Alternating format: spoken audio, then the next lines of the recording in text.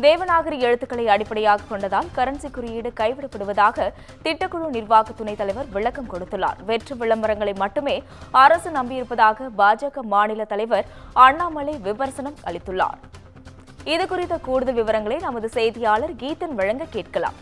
வணக்கம் கீதன், உங்க விவரங்களை பதிவு செய்யலாம். வணக்கம். குறிப்பாக தற்பொழுது இந்திய அளவில் ரூபாயை நம்ம அந்த அடையாளப்படுத்துவதற்காக ஒரு குறியீட்டை மத்திய அரசு பயன்படுத்தி வருகின்றது.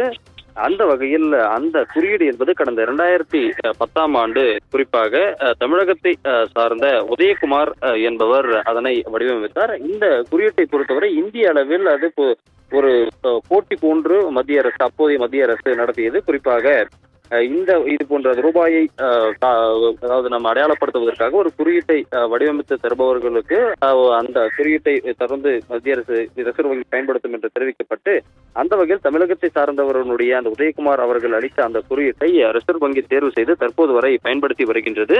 இது தற்பொழுது இந்திய அளவில் அனைத்து இடங்களிலும் இந்த குறியீடு என்பது பயன்படுத்தப்பட்டிருக்கக்கூடிய நிலையில் இன்று இந்த தமிழக அரசு அந்த பொருளாதார ஆய்வறிக்கையை முதன்முதலாக இன்று வெளியிட்டிருக்கின்றது. அதில் அந்த மத்திய ரிசர்வ் வங்கியின் அந்த குறியீட்டிற்கு பதிலாக தற்பொழுது ரூபாய் என்கின்ற அடிப்படையில் ரூ என்கின்ற குறியீட்டை தமிழக அரசு பயன்படுத்த தொடங்கியிருப்பதாக தெரிவித்திருக்கின்றது. இதற்கு அண்ணாமலை தற்பொழுது கடும் கண்டனத்தை தெரிவித்திருக்கின்றார். குறிப்பாக இது ஒரு முட்டாள்தனமான ஒரு நடவடிக்கை என்று ஒரு காட்டமான அவருடைய எக்ஸ் வலைதள பக்கத்தில் குறிப்பிட்டிருக்கின்றார். அதே போல திமுக அரசின் திறனற்ற தன்மையை வெளிப்படுத்துவதற்காக இது போன்ற முடிவுகளை எடுப்பதாக அண்ணாமலை தற்பொழுது விமர்சனத்தை முன்வைத்திருக்கின்றார்.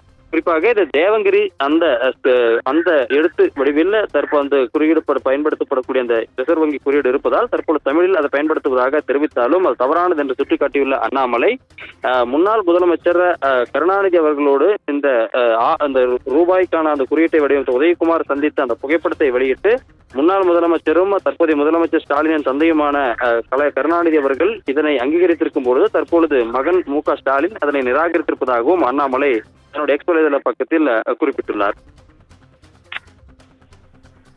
விவரங்களுக்கு நன்றி கீதன்.